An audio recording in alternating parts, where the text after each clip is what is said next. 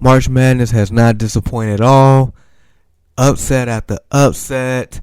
Cinderella stories. One seeds going down. We got it all. And just a quick recap of the tournament. JGoodWithSports is just, man, this is everything that I could wish for and even more based on how this tournament is going. So, of course, the crazy weekend is over. From Thursday through Sunday, with multiple games happening at the same time, especially Thursday and Friday, up to 4 games at a time. We've had madness. We definitely have. So, coming into this tournament, I picked Alabama. I picked the Roll Tide, whatever. I'm not a Bama fan by any means, but I do know that I feel like they have the best chance to win this tournament before, going into the tournament. Now, I still really feel like they're the best team left in the tournament based on how everything has transpired. At this point, we only have 2 number 1 seeds left in the tournament. Kansas lost to Arkansas in the second round. I did pick Arkansas to win that game. Cha-ching. And then there's Purdue. The Boilermakers. The degree on my wall says Purdue. So yeah, I do feel a certain type of way. They lost in the first round. They lost to a 16 seed Farley-Dickinson University, FDU. The second time in NCAA history that a 1 seed has lost to a 16 seed in the opening round. That loss occurred a few years ago. Virginia ended up losing to a small school in Maryland. Can't even think of the abbreviation right now. UMDC. I don't know. But this one feels worse because they have Zach Edey, the National Player of the Year. The biggest person on the court by far. By far. Because Farley-Dickinson is the smallest team in the NCAA tournament in regards to height. And Purdue loses. Have the National Player of the Year and they lose. It wasn't by a miracle shot. It wasn't anything like that. Purdue just got punked. They did. Purdue is soft as Charmin. Soft as wet flowers outside in April. Whatever you want to call it. That's what they are. If you watch that game, they did not want to shoot the ball. They played so scared. They played intimidated. FDU came in there with a chip on their shoulder. The coach before the game says, the more I watch Purdue, the more I think we can beat them.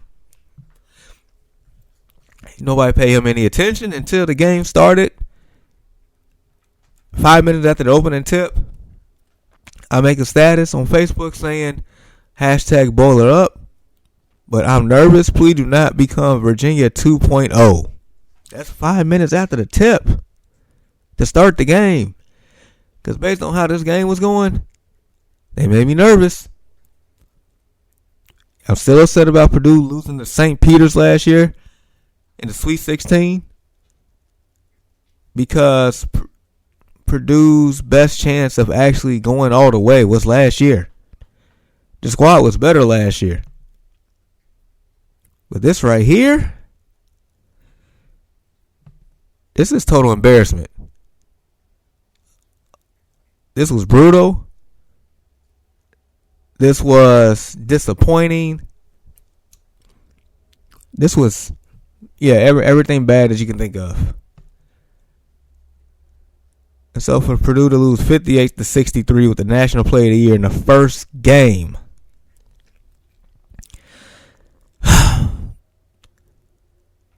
Coach Matt Painter, he got to go. He has to go. This is 3 straight years where Purdue loses to a double-digit seed. And we're not talking about, number 10. This is seeded, I think, 13 and higher. 13, 15, and a 16 seed within the last 3 years. Guard play is what wins in the national tournament. Purdue has none. Not right now. Had it last year with Jaden Ivey. But even then, he had the worst game of his collegiate career. That was awful to watch, too. But there's no way you have the National Player of the Year. You can get put out in the first round. Now, I didn't have Purdue going far at all. But to lose in the first round to a 16 seed, there's issues with that. And, people on Facebook, definitely roasting Purdue the whole night, including myself to a certain degree. Because it just feels like, they more worried about, I guess, the class assignment as opposed to that game. And maybe so. I mean, it is the school of engineering. It's they don't really have any, gritty players. But man, that's inexcusable. You do not lose to the smallest team in the nation as a 16 seed when you have the National Player of the Year. There's no excuse at all. So yeah, they have to live with that for the rest of their lives on that one. And the crazy thing is, had Purdue won, they would have won against FAU, who's now in the Sweet 16. And FAU, I feel like, could be a very dangerous team because they took care of Farley Dickinson. They have a kid on their team, a sophomore, named John L. Davis. Around here from where I'm from, because he's from Gary, Indiana. Nicknamed Nelly. This man is a hooper. Straight bucket. The man had 29 points, 10 boards, 5 assists, 5 steals. First time I think anybody in the NCAA tournament to have 25, 10, 5, and 5 in a game. Since steals was an actual stat back in '86. And I'm sitting here, I'm looking at him, of course, proud. I'm like, so Purdue, like you had him in your own backyard and you let him go all the way to Florida Atlantic? Let him go all the way to the state of Florida, become a star there when he was in your backyard. Just little stuff like that. But nevertheless,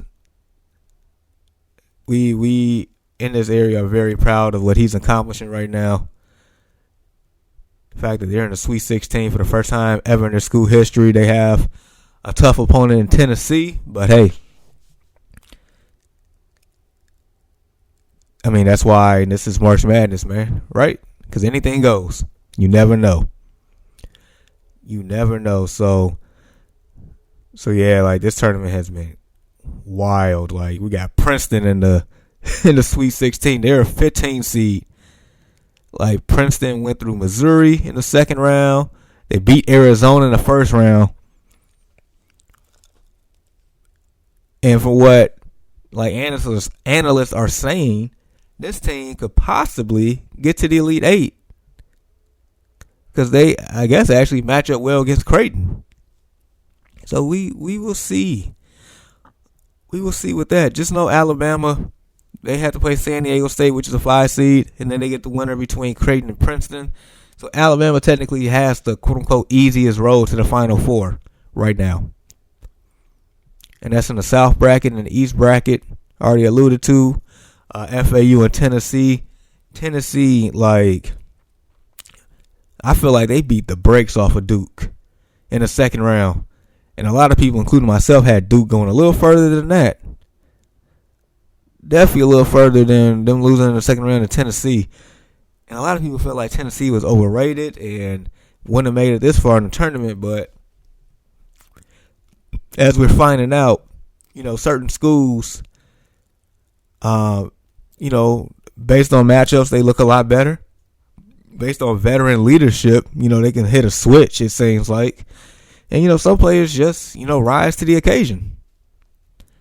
And I feel like Tennessee, it might be a combination of all three on that one. And also in the East bracket, you got Kansas State and Michigan State. Like, that is very, very interesting. Michigan State took out the number 2 seed Marquette, which I did have in my Final Four. I had Marquette in my Final Four, and if you watch that game, Michigan ended up winning 69-60, but Michigan just outplayed them the whole game. They really did. And then the Kansas State and Kentucky game, my gosh, that was a game. That was a really good game. Kentucky got this one guy.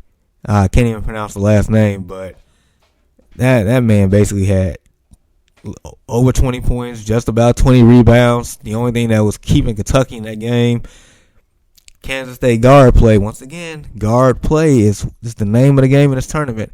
Was the reason why that they won that game. Kentucky was winning that game for the most part. The guard play of Kansas keeping them in the game with those threes, because otherwise Kentucky would have blew the game wide open and that would have been a wrap. But nevertheless, survive and move on. That's the name of the game in this tournament. Yeah, Houston taking care of business. I mean, Houston looked like the second best team in this tournament right now. They get Miami, who took care of business of Indiana in the round of 32. Moving on, we got Xavier in Texas. Now, Xavier definitely, doing his thing here. They took care of Pitt. They looked pretty good against Pitt. Texas, I mean, they won by 5 against Penn State, but that was a scare for them. I'm not a believer in Texas by any means. I think Xavier takes care of business. And then in the West bracket, we got Arkansas and UConn. Man, that Arkansas-Kansas game was probably the best game of the tournament to me. I did have Arkansas in my Sweet 16, so, happy about that. I actually had UConn as well. Actually, the whole West bracket here, I got correct. Arkansas, UConn, Gonzaga, UCLA. UConn is right now probably the hottest team left in the tournament. They came in scorching. Arkansas, man, their length, athleticism, guard play, that's what really took over the game and got them past Kansas there. That's going to be an amazing game. Gonzaga, UCLA. Man, that's going to be a good one too. Gonzaga's definitely not the team from last year, but they're still solid. But UCLA, they're legit. They are legit. So yeah, we cutting it. We getting down to the nitty gritty here. My Final Four, I had Alabama, Marquette. That one's gone, but I still have Xavier and Gonzaga left. That's what I have left here. So something tells me I'm probably gonna lose another one along the way. I hope not, but if I do, it better not be Alabama. I'll tell you that much. It better not be the Crimson Tide. It better not be Roll Tide. It better not be any of that at all. The one time I actually side with an Alabama team, they better not let me down. Or those fans will never hear the end of it from me. Whew. So yeah, March Madness has been awesome. NFL news, free agency. We basically a weekend of free agency, and it hasn't disappointed either. And there's still plenty of big names out here. Plenty. I'm about to pull up a list real quick for you. Let's see. Oh, here we go.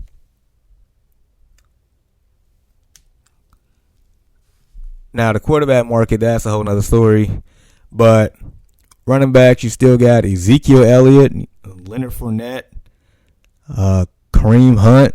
You still got those guys. Wide receiver, still got Odell Beckham Jr., DJ Shark, Jarvis Landry, Marvin Jones Jr., McCole Hardman. Still got those names out there. Tight end, we saw Dalton Schultz go to the Texans yesterday. Him and running back Devin Singletary, former Bill. As we keep it moving, interior D-line, still got Calais Campbell out there, Hakeem Hicks. Edge rushers, you got Jadeveon Clowney, Leonard Floyd, Cal Van Noy, Frank Clark, Justin Houston. Still got plenty of guys. Bud Dupree. Still plenty of guys out there. Linebacker Bobby Wagner still floating around. Anthony Barr. Anthony Walker. So, Miles Jack. So you still got some big names there. Corners, Shaquille Griffin, Marcus Peters. Byron Jones. Safety, John Johnson. Kareem Jackson, Terrell Edmonds, Rodney McLeod. So it's still some solid names left. Still plenty of free agents. At this point, the two, big quarterbacks in the offseason that's still waiting on finalized situations. Aaron Rodgers, which looks more like a concrete deal, just waiting on, I guess, the compensation package between the Packers and the Jets there, and also which amount or how much of the amount of his salary is going to which team. That's a big deal. And then you still got Lamar Jackson just floating around out here on a non-exclusive franchise tag. Who knows how this is going to transpire. But yeah, definitely it's been some activity for sure. Of course, my Bears, Lord Poles, King of the North, he's been doing really good this all season. But I will admit, the Detroit Lions are up there, and in my opinion, the Carolina Panthers are up there as far as teams that's been very busy this all season and heading in the right direction. The Atlanta Falcons have been doing their thing. I would say, I guess to a certain degree, the Niners and the Chiefs, and even the Bengals a little bit. But yeah, I would say the top three has been the Bears, the Lions, and the Panthers. By far for me. Now, the Eagles have been a fire sale for sure, but you got to remember the Eagles definitely have a lot of draft picks, so I guess they felt comfortable doing so. Now, that team is not going to be the same team. It's not. But I still think they'll be competitive, and maybe in 2 years from now, or maybe 2 or 3 years, they'll probably be right back in the NFC Championship game and possibly another trip to the Super Bowl if everything pans out based on these draft picks in this draft position. So, we'll see how it goes. But yeah, so at this point, we're just going to keep it moving. So continue to rock with me right here on the No Offense Radio, No Offense Network. Check me out on social media at JGoodWithSports, Facebook, Twitter, Instagram, TikTok. And continue to rock with me right here on the JGoodWithSports podcast, wherever you get your podcast from. Thursday, we'll just see what happens in the sports world. The Sweet 16 starts Thursday. Let's see what else happens. I guess within the NFL off season. Of course, the World Baseball Classics are happening. We get down to the wire there. It's been fun to watch that. But yeah, until next time, finish strong. You all be safe. Get to the money. But until next time, peace.